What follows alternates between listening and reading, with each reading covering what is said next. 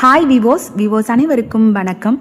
இன்னைக்கு நான் உங்கள் கூட ஒரு சூப்பரான ரெசிபியை ஷேர் பண்ண போகிறதில்ல. எஸ், இந்த ரெசிபி பார்த்தீங்கன்னா ஆப்பம் ரெசிபி தான், எல்லாருக்கும் தெரிஞ்சிருக்கும். பட் நான் இது வரைக்கும் நான் ட்ரை பண்ணதில்லை. என்னங்க ஆப்பம் கூட செஞ்சதில்லையா அப்படின்னா, இல்லை, நிறைய தடவை செஞ்சுருக்கேன். ஆனால் நானாக ரேஷியோலாம் போட்டு அரைச்சதில்லை. அம்மா கொடுத்து விட்டுருவாங்க, இல்லை ரிலேட்டிவ்ஸ் யாராவது மாவு கொடுத்து விட்டுருவாங்க. யாருமே இது வரைக்கும் ஆப்பம் செய்கிறதுக்கான வாய்ப்பே எனக்கு கொடுத்ததில்லை. நானும் அதுக்கு முயற்சி பண்ணதும் கிடையாது. ஆப்பம் வேணும்னா தோசை மாவை ஆப்பம் மாதிரி மூடி போட்டு எடுத்து அதில் தேங்காய் பால் ஊற்றி சாப்பிட்ருக்கேன். சரி, ஆப்பத்துக்குன்னு தனியாக அரைச்சதில்லை.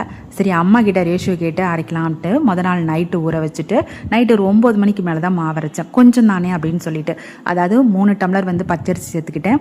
இல்லை, 2 டம்ளர் பச்சரிசி கூட கொஞ்சம் புழுங்கரிசி சொன்னாங்க அம்மா. கொஞ்சமாக உளுந்து போடுமான்னாங்க. மேடம் நிறைய போட்டோம் போல். அது போல் வெந்தயத்தையும் கொஞ்சம் தான் போட சொல்லியிருக்காங்க, அதையும் நிறைய போட்டோம் போல்.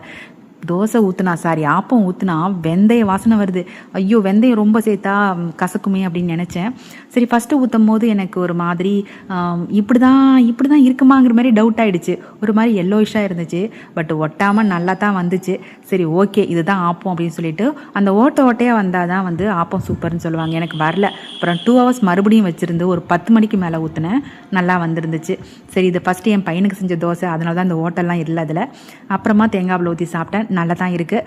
இது இவ்வளோ வருஷத்தில் நான் ஆப்பத்துக்கு மாவரைச்சி ஆப்பம் பண்ணதில்லை. இது ஃபஸ்ட் டைம் பண்ணதால் எனக்கு ஒரு ஹாப்பினஸ் இருக்குது. நீங்கள் இந்த ரேஷியோவில் ட்ரை பண்ணாதீங்க. தெரிஞ்சவங்க மறக்காமல் சொல்லுங்கள். இந்த விளாக் பிடிச்சிருந்தாலும் சப்ஸ்கிரைப் பண்ணி சப்போர்ட் பண்ணுங்கள். என்னுடைய சேனல் பொறுத்த வரைக்கும் நல்லா இருந்தாலும் சொல்லுவேன், நல்லா இல்லாட்டியாலும் சொல்லுவேன். பாய்.